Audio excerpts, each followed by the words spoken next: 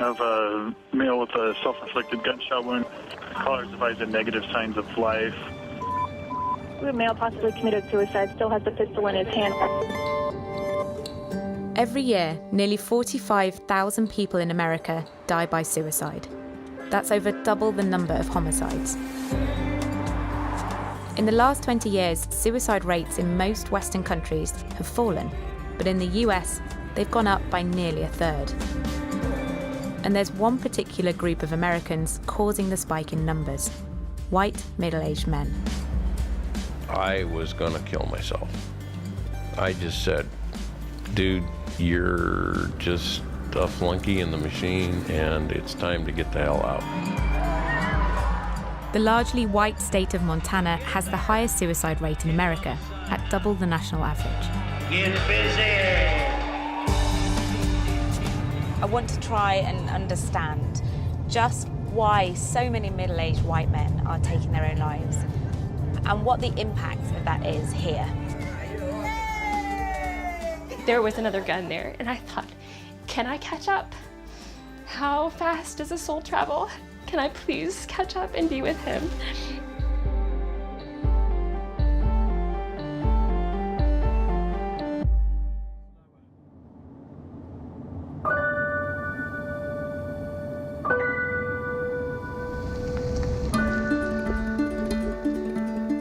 I've come to Flathead Lake in western Montana, where kids are gathering for a summer camp.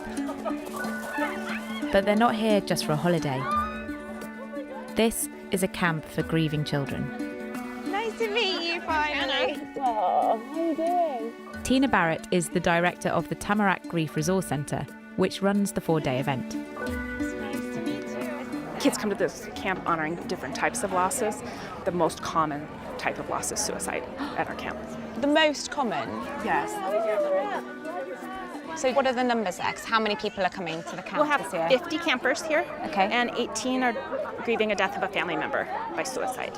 That's why Snapchat is Yay! I know! I'm so glad to see you guys. This is the third time that Jenny Laboon has brought her daughters, Abby and Lily, to stay here, and there's a reason why. People who lose someone to suicide are 3 times more likely to attempt it themselves. So tell me what's going on here. What are you making? We call them I think it's flags of remembrance. And whose one is this? Lily's. It's yours, Lily. Nice. Talk me through it. What have you got in here? Okay, so I love fishing. This is a fishing boat. And who's Rick? Our dad's. Your dad. Yeah. Whenever I was 11, he committed suicide. So I come here and I process everything here. So kind of like a place where you can sort of focus. Yeah, it's a place where everybody understands what you're going through. You don't have to explain it. They just kind of know in their own way.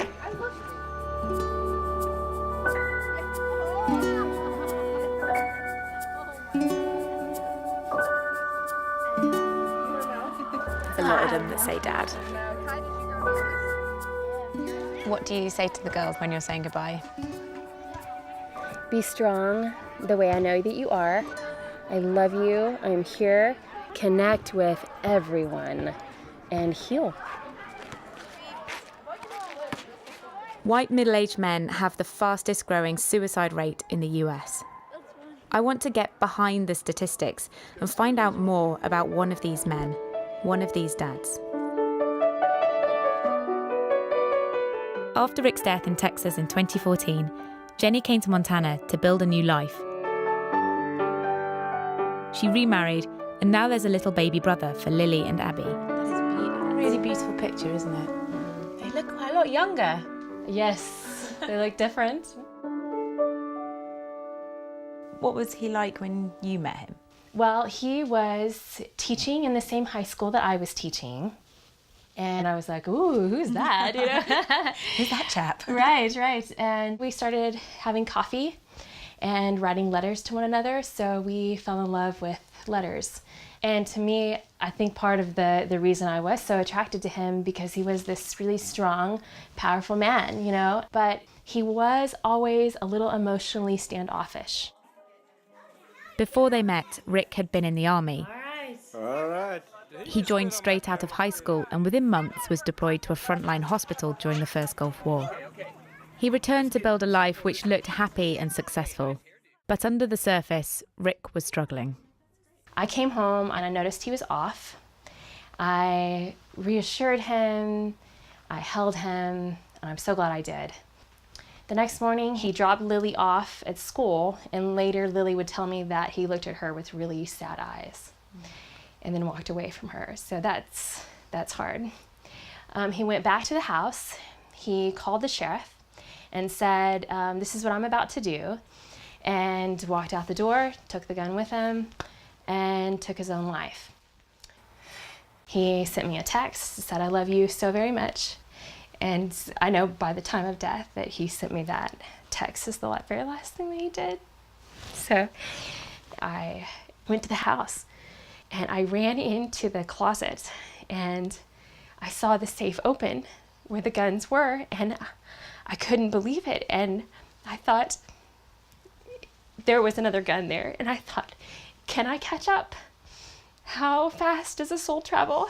Can I please catch up and be with him? I cannot imagine how that day must have been. Yeah. I'm so sorry. Well, unfortunately with suicide, everybody goes back to that day or the few days before and says, what could I have done? I think, my goodness, I would have, if I had any idea what he was going to do, I would not have gone to work. I would have lost my job. I would have done anything to keep him from doing that. Yeah.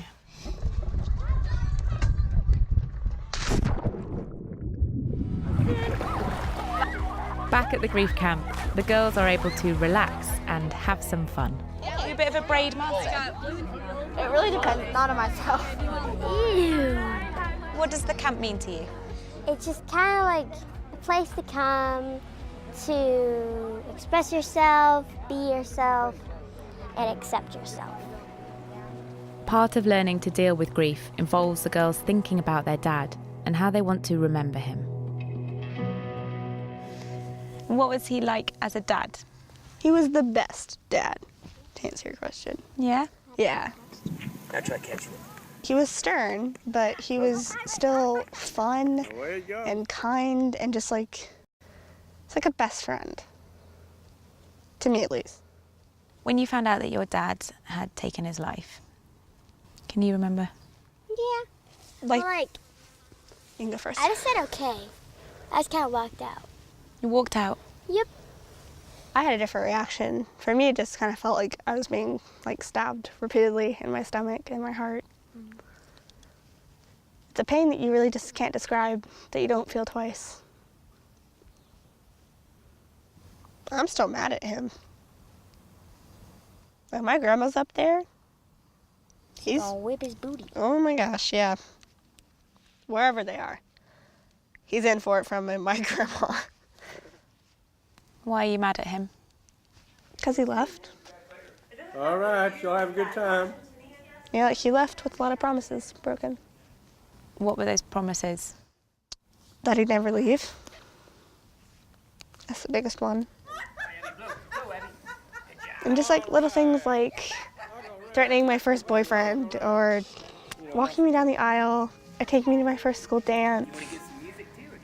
Just things that your dad is supposed to do with you that he's never going to do with me.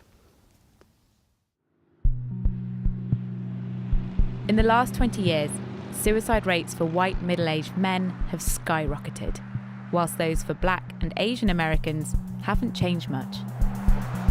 Just south of the camp is the largely white county of Missoula, where there has been a 50% increase in suicides in the last 5 years.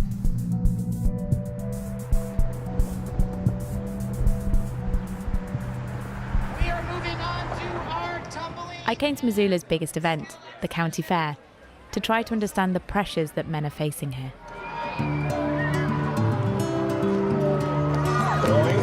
First number is B4. B4.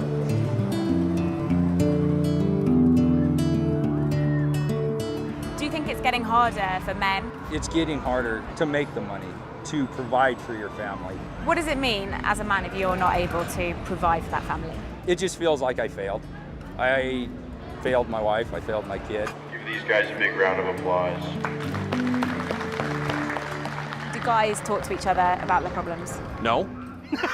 No? In general, no. No? Okay. At least none of the guys that I know.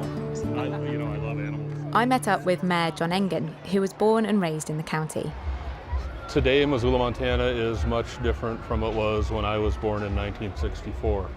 We manufactured and depended on the timber industry.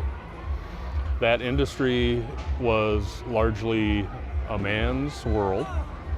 It's truck driving, it's logging, it's equipment operation. If you're a person of my generation, much of your identity is wrapped up in what you do. What's the first thing you ask a stranger in a social situation? What do you do? What do you do? Yeah. So for a very long time, the answer might have been, I'm a logger, which meant you put in a solid day of work for a reasonable wage. Yeah. And at the end of the day, you provided for your family, you've created a product. When I ask people what they do in Missoula, the answers are far more complex than they used to be. I'm between jobs. I don't do anything right now. But this is what I was. This is what I was, right? And in a world where you grow up with that label, and that label is important, and suddenly somebody tears the tag off, who are you? But this isn't just a Rust Belt town in decline. Missoula's economy is thriving. But the old jobs are disappearing, and many white working class men are feeling left behind. The folks you see here today, a lot of them are going to be from places where what was the traditional Western lifestyle is still very much alive to them. That sense of self-sufficiency, and that you ought not rely on really anybody but yourself. And as boys were taught from a very young age, man up, toughen up, you don't cry. Well, when problems compile to a point that you can't shake it off, and there's no way in hell that you're going to have a conversation with another adult human being about how miserable you are, your options start to narrow considerably. It's hard not to see a connection between the distress felt by so many of these men and the challenges of adjusting to a changing world. White guys have had it pretty good for a long time, but some of the edges are being nipped at. If I'm not the boss, who am I? If my boss is a woman, what does that mean for me? If my boss is a Muslim woman, what does that mean for me? That's not the way I grew up. None of that was the way it was, right?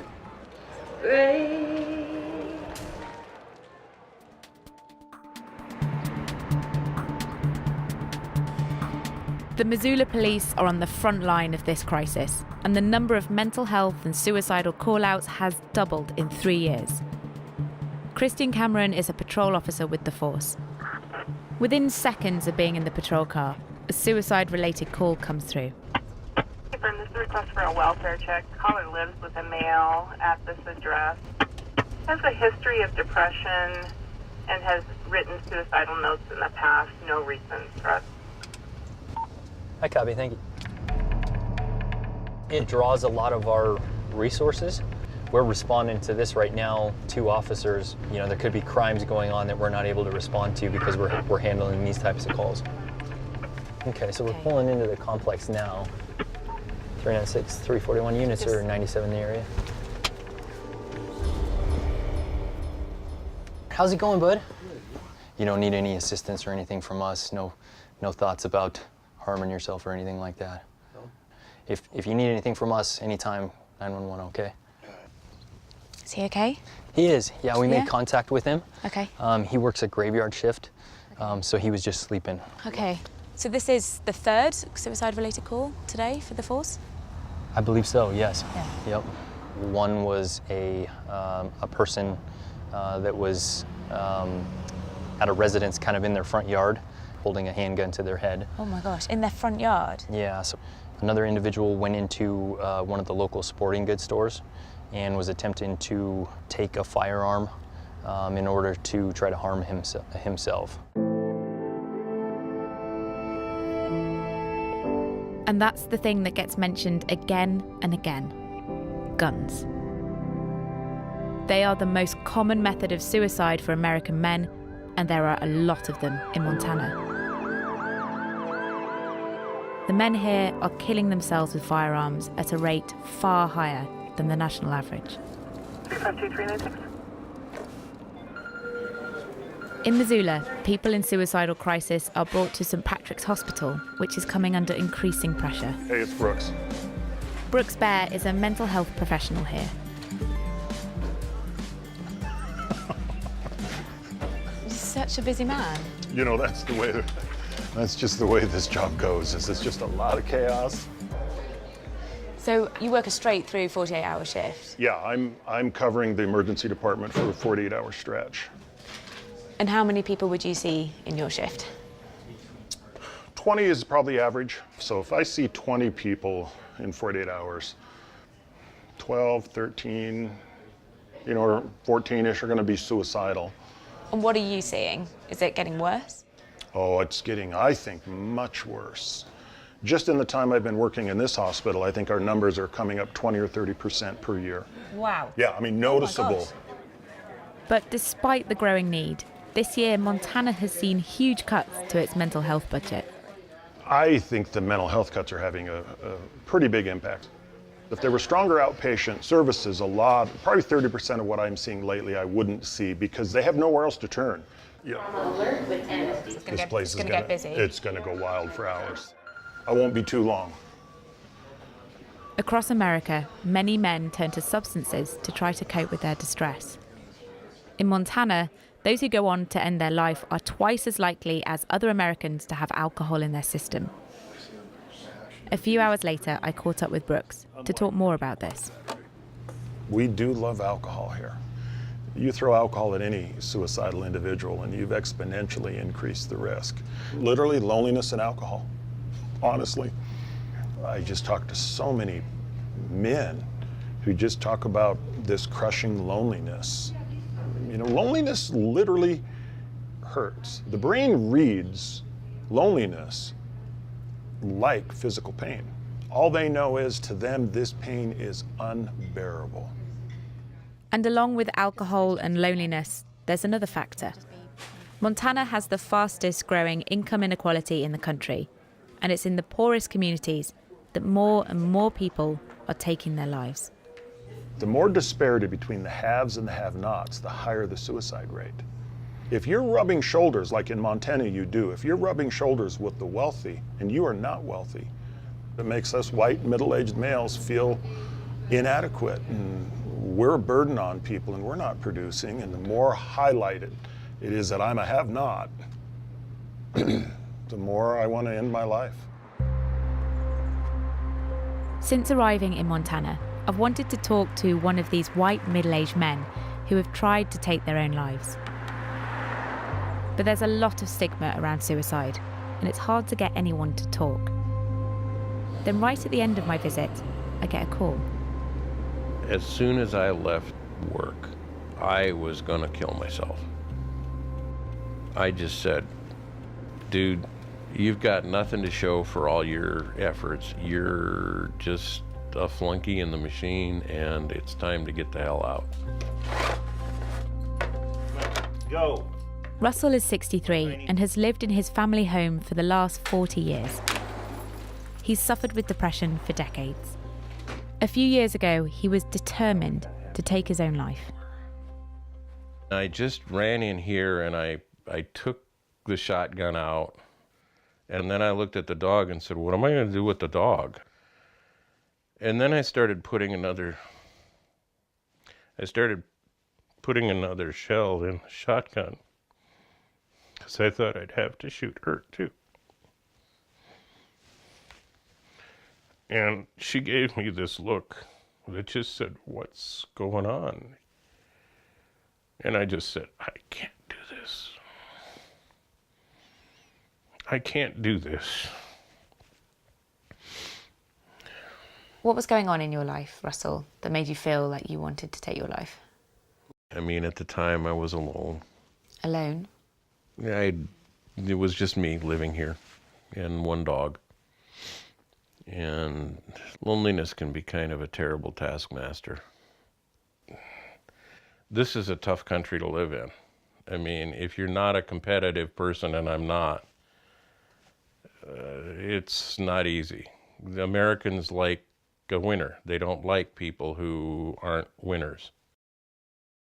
All our lives, we're given this false notion of American superiority, that we're supposed to be superhuman. You know, I'm Superman. I'm Clark Kent. I'll rip off my shirt and I'm going to have a cape and an S plastered on my chest and I'm going to save the free world. And of course, we aren't going to. Most of us are just people like me. I think that a lot of people in Montana they reach that same level of panic because they don't make enough money. There's a level of terror among people as they work longer and they fall farther and farther and farther behind. I've noticed you have a tattoo on your arm. What's this for? When you end a sentence with a semicolon, you're basically saying, okay, that's not really the end of the sentence. There's more to come after that. Thank you so much. This is my way of saying there's more to come after this to my life. And thank you for sharing it. Thank you for giving me the opportunity. I'm not just going to give in. I'm not going to give up. I hope.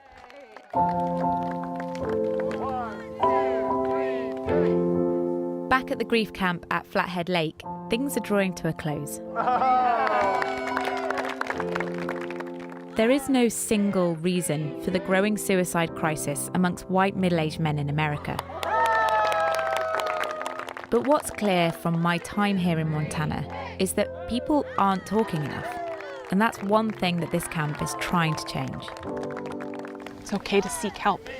It's okay to have tough days. And when we do, it's okay to ask people that we feel like are hurting. Asking about suicide doesn't cause suicide. Camps like this are rare, and coming here year after year has been truly life-changing for Jenny and her girls. And it's given them hope.